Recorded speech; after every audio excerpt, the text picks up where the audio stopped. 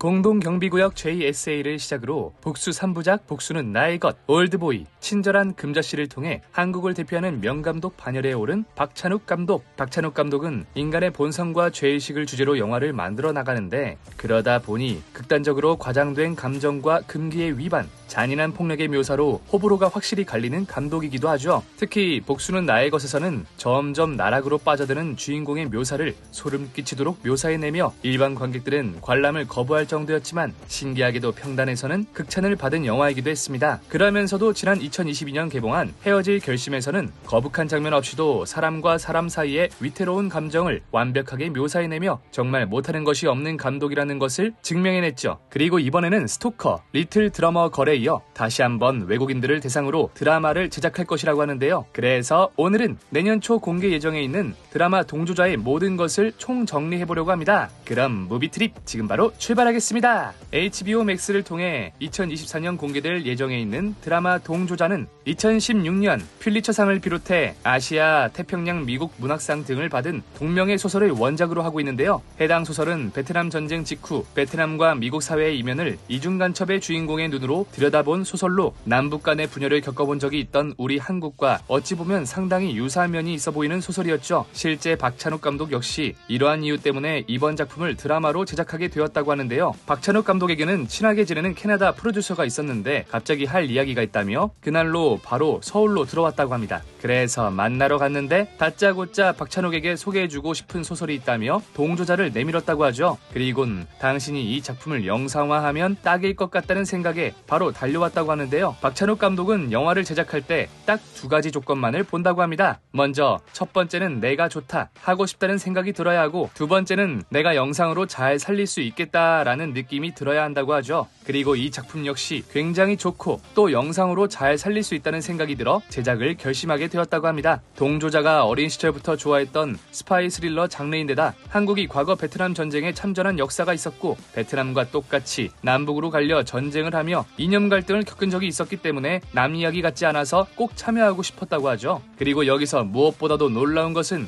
드라마의 제작을 확정하고 난 뒤 박찬욱 감독이 캐스팅을 제의한 배우였는데요. 그 주인공은 바로 마블의 부흥을 알린 인물 아이언맨의 로버트 다우니 주니어였죠. 최근 로다주는 영화 오펜하이머에 출연해 복수의 눈이 먼 스트로스 장군의 역할을 완벽하게 소화해내었는데 이번 드라마에서는 그보다도 훨씬 어려운 5개의 역할을 소화할 예정이라고 합니다. 박찬욱 감독은 1인 5역 연기라는 것이 쉬운 일이 아니다 보니 캐스팅에 꽤나 공을 들였다고 하는데 일단 그가 유명해서 사람들의 인기를 끌어올 것이라는 이유도 있었고 그만큼 투자도 잘 돼서 영화 제작 예산이 올라갈 것이라는 현실적인 이유도 있었지만 그를 캐스팅한 가장 큰 이유는 5가지의 역할을 잘 연기할 수 있는 배우는 로다주밖에는 없다고 생각했다고 하죠. 로다주 입장에서도 이번 동조자의 출연은 굉장히 구미가 당기는 제안이었는데요. 과거 로다주는 한 인터뷰에서 10년이 넘는 세월 동안 아이언맨이라는 단일 캐릭터만 연기해오면서 자신의 연기력에 문제가 생기는 것이 아닌지 걱정했었고 그 결과 선택한 새로운 첫 작품이 바로 이 동조자였다고 하죠. 영화 촬영 이후 여러가지 사정으로 인해 오펜하이머가 먼저 개봉하긴 했지만 로다주는 연기의 새로운 도전으로 무려 1인 5역의 역할을 선택한 것이었는데요. 그는 이번 영화에서 아이언맨처럼 멋진 슈트를 쫙 빼입고 있는 미 캘리포니아주 오렌지 카운티에서 떠오르는 하원 의원, 이번 영화의 중요한 요소인 스파이와 대립하는 미국의 CIA 요원, 그리고 영화 감독을 포함한 5가지 역할을 맡을 예정이라고 하죠. 그래서인지 그는 이번 드라마 촬영에 무려 회당 28억 원이라는 역사상 최고의 출연료를 받는다고 하는데요. 이번 드라마 동조자가 7부작으로 구성되어 있다고 하는데 매회에 출연한다면 한 작품으로 무려 200억 원에 가까운 출연료를 받아가게 되는 것이죠. 그만큼 현재 동조자는 할리우드와 HBO Max가 주목하고 있는 작품이었는데요. 그렇다면 과연 그런 동조자는 어떤 이야기를 가지고 있을지 한번 알아볼까요?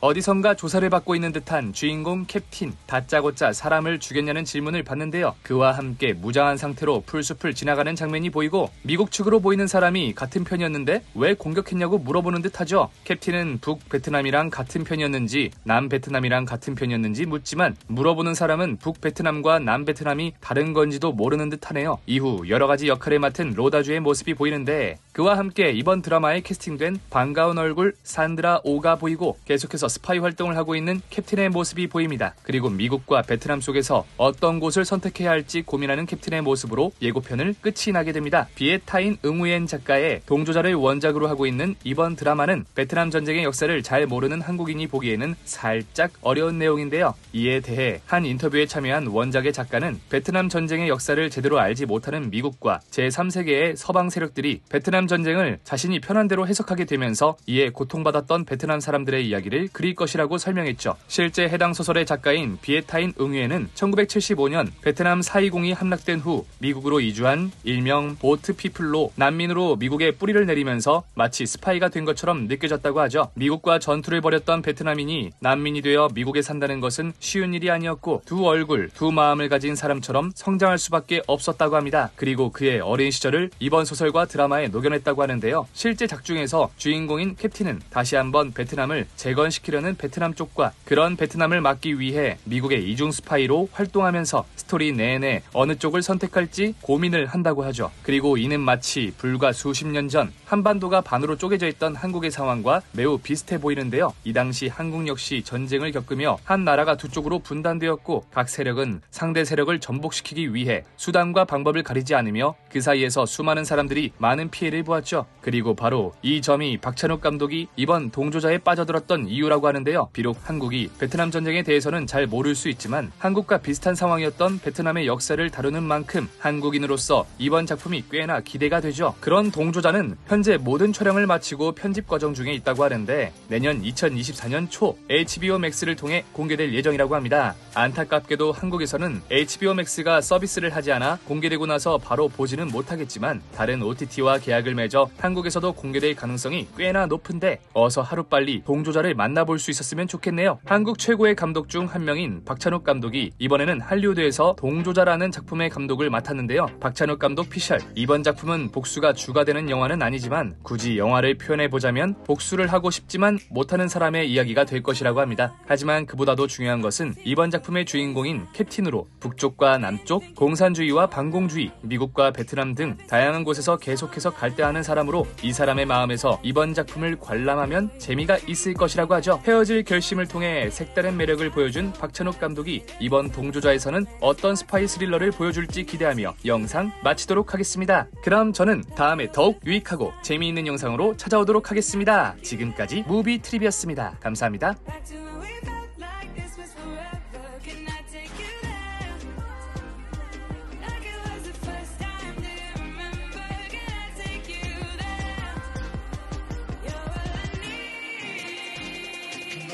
You